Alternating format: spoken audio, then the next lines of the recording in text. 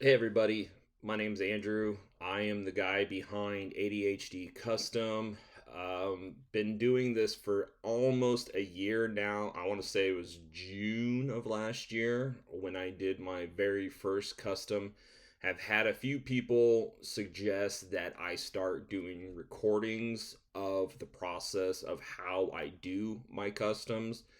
Little bit apprehensive at first because I've never done something like this before. I don't consider myself a pro by any means. I still make quite a bit of mistakes, but I think for anybody interested in how the process is, tackled, you may learn a couple things. And don't get me wrong, I didn't come out the gate knowing exactly how to do this stuff either. I had to do a lot of research as well, watching YouTube videos, subscribing to forums, things like that. The only difference is I use those tools essentially that I learned to do the designs and the things that I had in my mind. So a lot of the things that I do aren't necessarily um, common in the sense that it's not just swapping out color blocking, like, oh, there's a black there, let's put a red, or oh, I like my swoosh white instead of blue, and then calling it good. I like to go a little bit more in depth. So there is a lot of trial and error involved when you do that because it's never been done before in a way. I mean, sure, there's things that are close, or you can kind of use as a starting point, especially as the techniques and the how to goes. But yeah, anyway, so what I'm going to show you today is a video of how I did a custom on the brand new Jordan 6 Toro in all red. Now, there's absolutely nothing wrong with the shoe the way it looks now stock. It's sweet. I mean, I 16-year-old me would have killed just to have it the way that it is. But I thought with a little bit of black to add a little bit more depth and detail to it, some contrast, that it would actually make the shoe pop a little bit more. So again, if you just would like the shoe the way it is, me too. So you don't need to bother with it. However, if you do want to get an idea of what it is like to work with a dye on a nubuck slash suede material, that's essentially what I will be doing. So you can see some of the processes behind making that happen. And hopefully you learn some information from this video to where it can help you in the future if you do decide to take on some kind of project that does involve dye and nubuck and things like that. So without further ado, here we go. All right, people. This is my first time recording a video of me doing any kind of painting or dyeing to a shoe. So hopefully I don't suck too terribly bad at it. But yeah, this is the 6 Toro version that just came out. It's a fine shoe, but I personally think it could use a little bit more black to kind of give it some pop and detail to. And it's still good by itself. If you just want to leave it this way, I think it's a great looking shoe. But yeah, that's not what we're doing a video about today. So this particular one, when you're dealing with all suede, you got to be very, very careful because the suede dye can bleed into other areas that you don't want to. So let's say the way that we're going to do this is, we're going to dye this black, this black, this black, and then the toe box black. But especially here where you see these seams, it's not really definitive as it is here where the leather overlaps. So you kind of got a little bit of some space to work with that you can feel pretty confident. You can keep the dye where it needs to be. This one, though, is a little bit more difficult. It takes a little bit more patience because sometimes these seams here, they can kind of catch some of the dye that may leak, but you still don't want to get too carried away. The other thing is with dye is that once you put, a good chunk of dye in an area, you may think like, oh, my brush is dry. So if my brush is dry, then the dye is dry and it's not going to move anymore. You will see after time that suddenly the dye does start seeping a little bit more into the material, and you can end up getting dye into places that you don't want. The previous shoe that I did, I got pretty lucky with. This is the other pair, and you can see here, you know, I was a little bit cautious there. I could go back, but, you know, I don't know. I try not to push my luck any more than I need to. And, you know, besides, from further away, you don't really notice some of the finer imperfections. The other thing is, too, is I let this sit over a day, and you can still see there's a little bit of red that'll pop through, especially in the sunlight. So it does need another coating. And with the seams here, you can see some red popping through as well. You can go over it, but to me, you know, from a distance, you're not really going to see it. The other thing is, too, is with glue, you can see right there, this little thin line. Maybe you can. You can dye that all you want, but it's glue covering that portion of the leather. So you can't really get rid of that. I mean, maybe you can. If somebody knows better, you know, feel free to let me know. But yeah, so sometimes you can get some red down in the sole and whatnot that you just can't get out because it has glue covering it. But again, if somebody knows how to do it, feel free to let me know, because I'd be all about it, because it's just little finer details that can drive somebody kind of nuts or whatnot. Once this is done, what I like to do is go over it with a heat gun just to try to seal in the dye, because it may be wet and you may start handling it, touching places you don't really want to touch, because in your mind the project's done. You know, I'm just gonna move this out of the way, or maybe take some pictures. So heating it up and drying it up faster may make the final product a little bit better for you. But yeah, other than that, this is pretty straightforward as far as customizing goes. In the grand scheme of things, it's a lot easier than doing something really complex with a lot of different color changes or logos or decals or stencils or whatnot.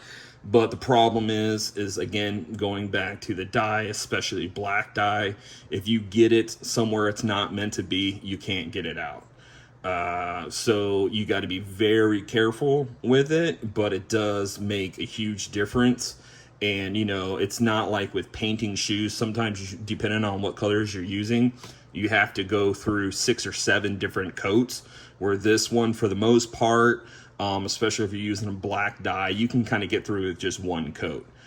But again, you know, users may have different opinions on how they want to do it, but to me, less is kind of more. So for now, we're just going to go through and keep this kind of basic for anybody that wants to do this. I'm going to put this out of the way so that way I don't knock it over.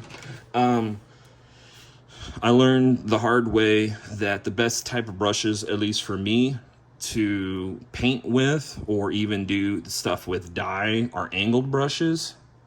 The angled brushes definitely work a lot better to get in here without over, because the round brushes, you feel like you're inside the crack or the crevice, but then you've got this rounded bevel edge that's likes to pop up there. And so it's kind of nice too, because it gives you that straight edge view to where you can really see where you're taking your brush as you're going through the stroke.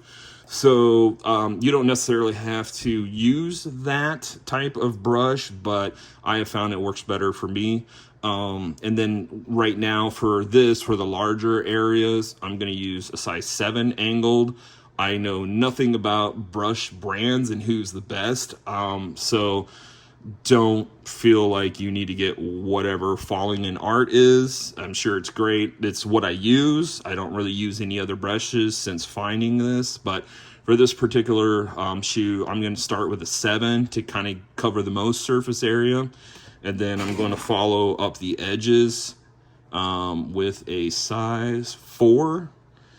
And that will help me kind of get a little bit closer. And so the way I'm going to do this, and you can probably do it 2 different ways. You can start with the finer detail things first, like around the edges and whatnot, or where you're going to come up here and try to black just this. Oh, sorry guys. Just black this inside here of which, you know, you don't necessarily have to, but again, it's finer detail. And the thinner the brush, the better your control will be.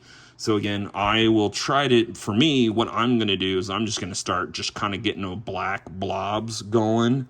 And then watching how the dye, watching how the dye spreads. So again, black blob. You're going to see how the dye spreads because I don't want to get too carried away. Look down here, come back, and there's dye elsewhere. So again, big blobs of dye, yada, yada, yada. And then once that's done, probably take a break because, you know, you're going to need your focus essentially for just getting into this particular area.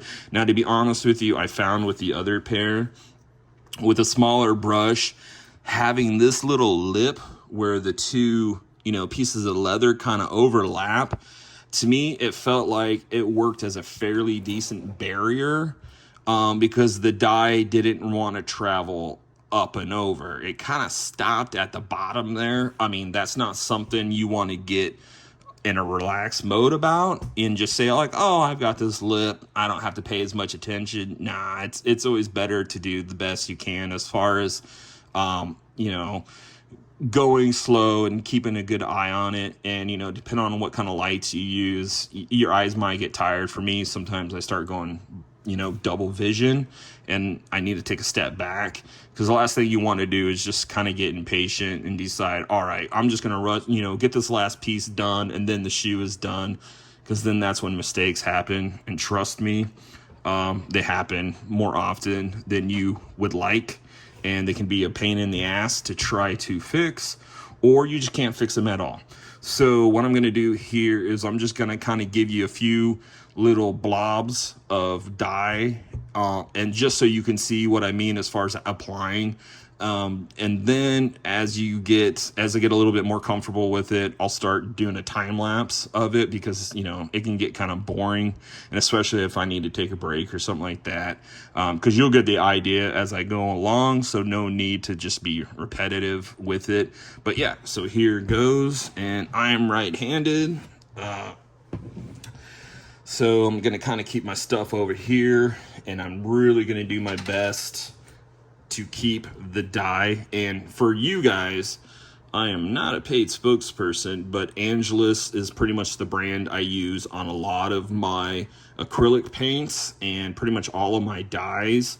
I know some people have some other vendors that they really like to go through, but for me, with what I've played around with, Angelus kind of takes the brunt of the work that I put acrylic paint and dye through. I do use some other brands like Golden, and what else do I have over here?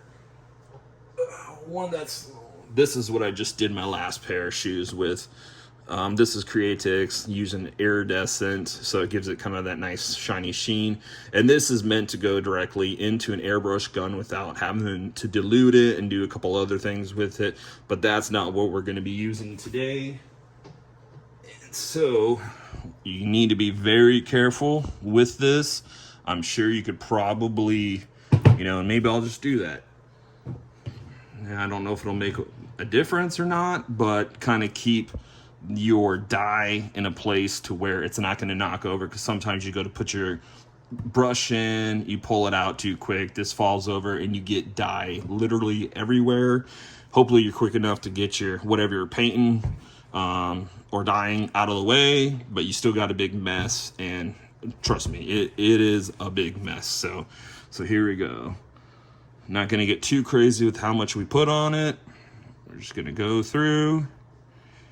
And so you see even though I had it looking pretty coated, you know, it didn't really go a long ways, which is, for me, good, because it kind of lets you know how far out that dye is going to spread and how much work you're going to have coming forward as far as when you kind of go do the finer details. And, you know, you just got to be really careful, too, when you go to apply the dye. I haven't really had too much issue with it, but, you know, when you've got a lot of dye on your brush tips and you start winging your hand over really quick and getting in a rhythm, there could be a chance that the dye drips off of your brush as you're bringing it to the shoe. And then again, we have a project that is not quite as good as we were hoping for. So I'm going to shut up for just a second here and just kind of let you guys watch this.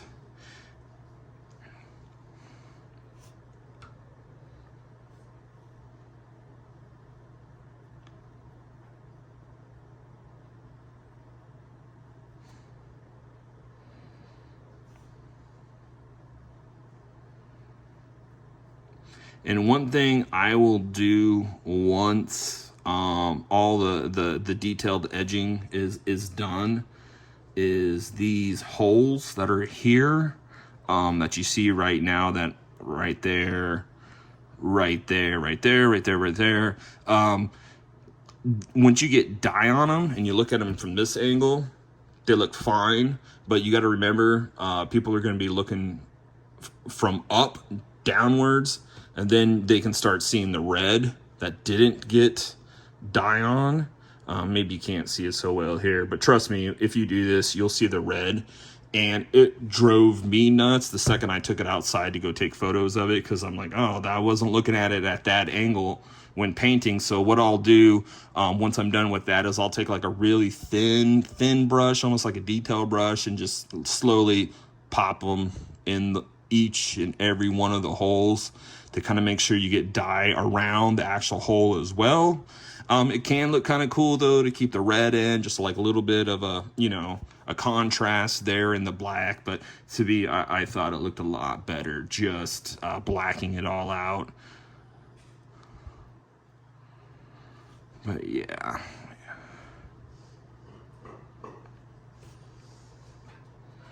I apologize in advance. I have 2 dogs, and sometimes they get kind of pissy when I'm not giving them attention, because they figure if dad's home, well, then I should be, you know, hanging out with them, playing catch. And then they hear somebody outside, and then they whine like this because, you know, they're just trying to be baddies, but also protect their dad, their valuable cargo. So if you hear them in the background, I apologize.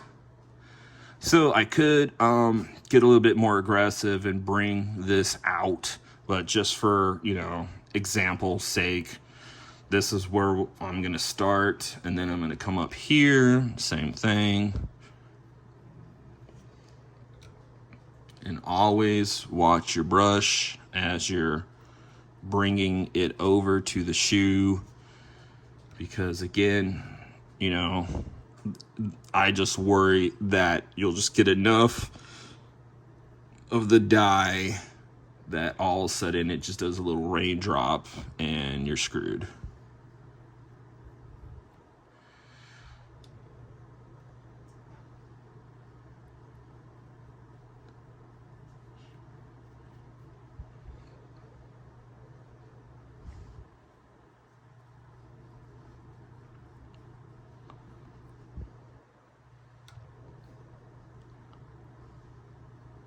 Okay, so that one right there makes me a little bit nervous, how it just kind of blooped right down. So I think we'll be fine. Definitely keep my eyes on it. But, and right there, I think we'll be fine.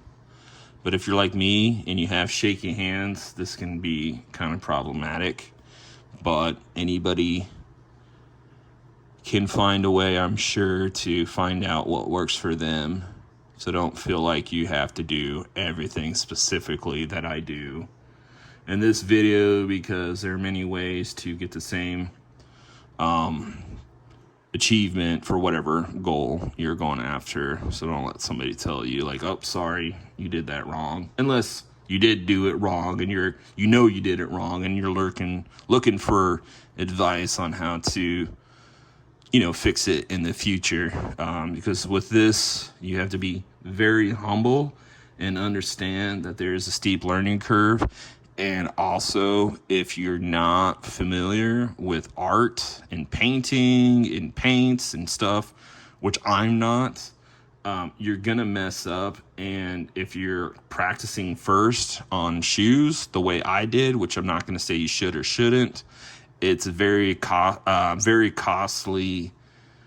method of painting or doing, you know, some kind of art, because, you know, you look at these shoes right here, these are $200, right? So it's kind of one of those, well, you either get in it and do it, or, you know, you work your way up and you're like baby steps, which is totally fine. Me, I'm impatient as all hell, which is, you know, not really good.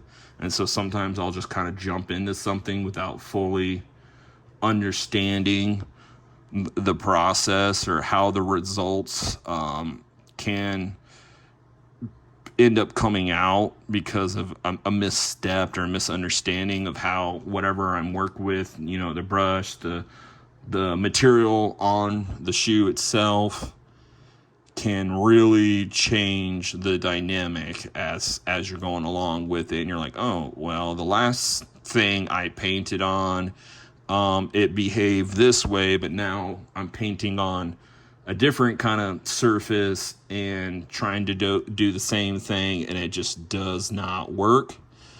So I would recommend, if possible, get on some forums, Reddit. If you're familiar with Reddit, they have a custom sneakers forum where you can kind of bounce ideas off of people. And for the most part, if somebody does like a pretty sweet custom, you know, if they're good people, you should be able to, you know, kind of pick their brain on what they did and how they did it. And, you know, they should be able to respond to you. And if not, there's plenty of videos online on YouTube, because obviously I didn't create any of this method. I spent a lot of time watching videos of other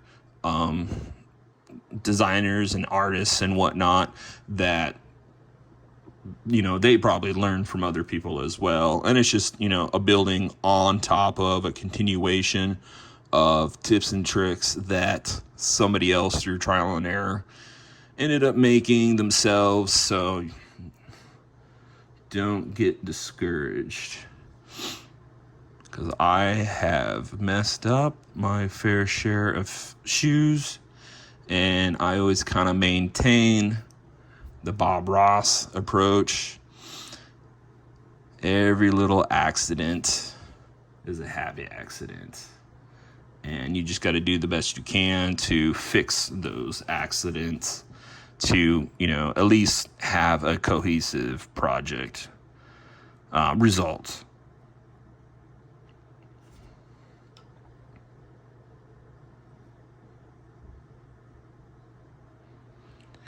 And for anybody that ends up watching this, if you see something I'm doing and it, you know, it's not correct, or there's a better way of doing it, trust me, I'm all ears.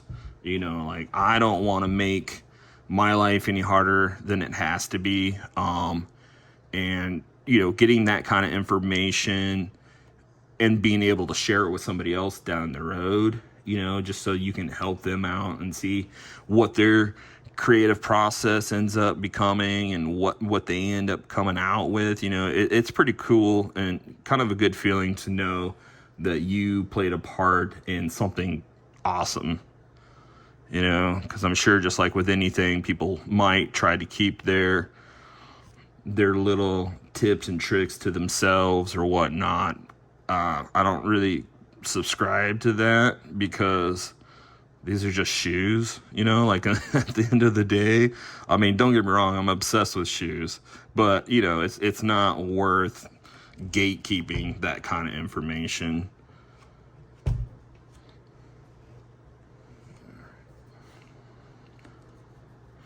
So far so good. Just doing it this way, and I apologize, I'm not paying a ton of attention to where the shoe is in the frame, because again, this is my first time making a video, and I honestly am more concerned that I don't get dye in places that they aren't. So I apologize if any part in this video you're looking at my table, or you're looking at, I don't know, a cockroach. Who knows? I don't have any cockroaches, but I wouldn't be surprised if the first time I do a video, one just happens to show up. Okay, so one thing I will tell you too, with here where we're next to the sole, this one you can kind of ease up a little bit as far as your anxiety, because it really can't get into any other leather, and the places it could possibly bleed, the sole just kind of makes like a little ridge, a canal, if you will, that you can kind of dry your brush up and then suck it back up and then continue on. So that's the nice thing, is kind of when, for this particular shoe and what we're doing, it's kind of nice because this does kind of give you some room to breathe. And it's not to say that, again, we can't just start lobbing a ton of paint on, but you know, you just don't want to get carried away, because real quickly you get another ridge that you could easily get dye on. And you can see too with the nap, maybe you can't, it's tough, but sometimes even going after like a good brush stroke, it looks like everything's covered, and then you kind of change the direction and you can see, because of the way the nap lies, that no, there's still some red. So, you know, it's always worth it to kind of move the shoe around as you get going, just to make sure you kind of hit it in different angles. And this is really important when you start getting into the detailing part of a shoe. Make sure you're moving the shoe into where you can get the best physical angle of your body and the brush. So just make sure when you do that, though, you're holding it in a place to where you're not touching paint or dye on the other side. Because of the medium we're working on today, I don't really need to mask this off, but if I was using acrylic paints and things like that, yes, the sole and everything would be masked off, the tongue would be masked off, the rubber up here would be masked off. Trying to keep things that we don't want paint on, you know, I would have that covered, but for this particular one, I don't have to worry so much about it. However, when I start going through the corners and the cracks and everything, you're going to see me, you know, maybe this is the best angle for me to get here if I come at it this direction, you know, and just kind of watch the brush go down, and vice versa. So just remember, you can't just paint in one direction and at one angle and expect the best results, because, you know, the shoe wasn't made that way either. So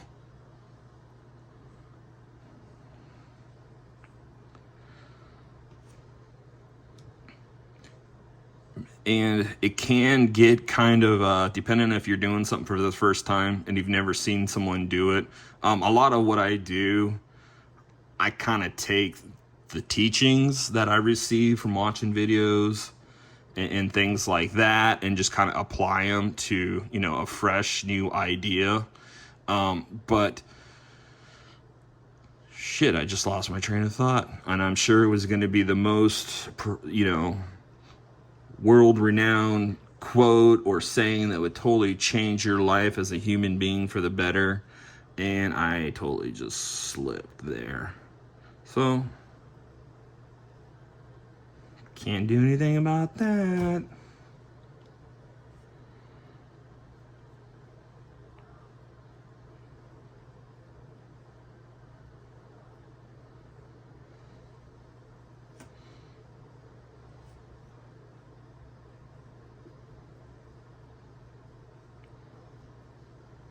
Oh, I get it. So if if you've seen videos of people that have already done something and you get to painting or, dyeing something and we're leaving it like this for now, you may look at it and be like, man, I don't think this is going to turn out well. If you're just going on it, for the first time ever, you're like, oh man, this is probably not going to end the way I was hoping it would be. Just relax, finish the project, finish it complete, and then make your, final decision. I mean, don't get me wrong, there will be times you have to bail and, do something a little bit different, but stick it out as long as you can. Try to fill up everything you can and then decide whether or not this is turning out the way you expected it, because I have been, guilty of that, especially with these pair yesterday. I was contemplating whether or not I should reverse the color blocking, make this black, make that red, and things like that. And as I was going through laying down these, patches of dye, I was really second guessing myself.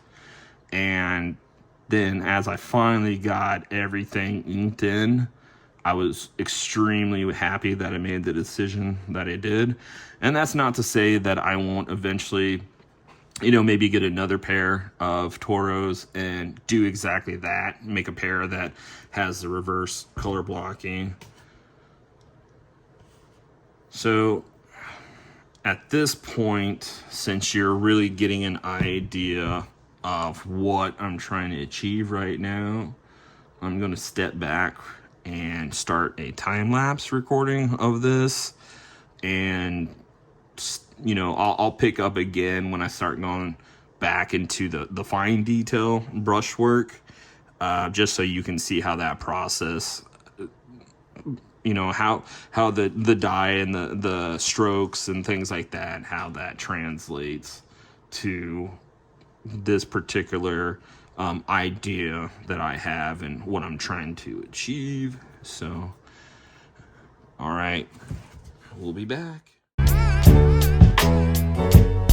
And the magnificent, I'm back with the shape of soul, boss, boost, turner, storming, sound of soul.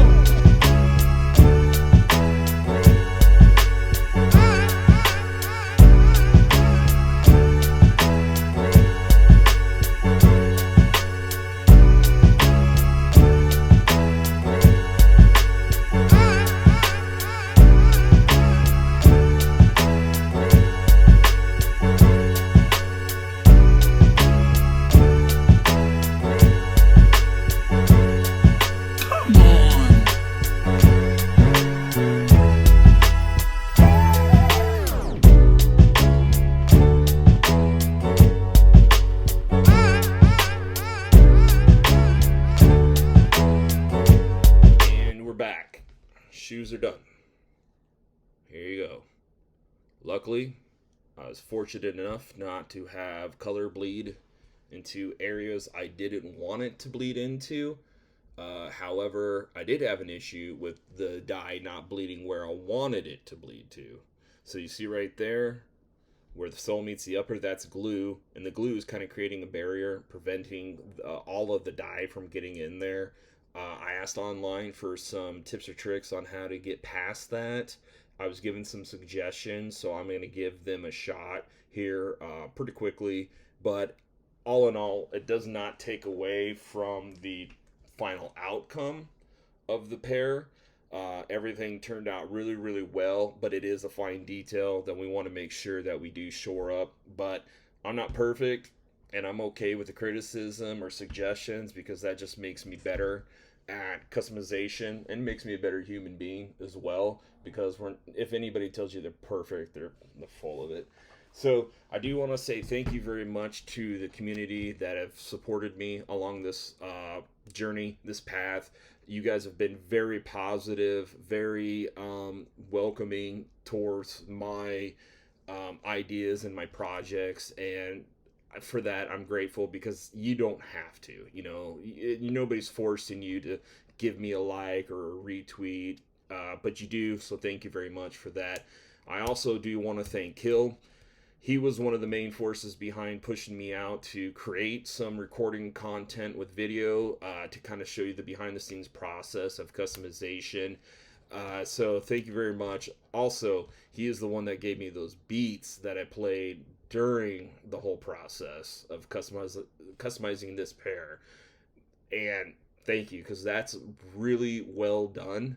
When he said, "Hey, I got something for you," you're kind of like, I don't know what I'm gonna get into, but no, it turned out really good, man. So good job.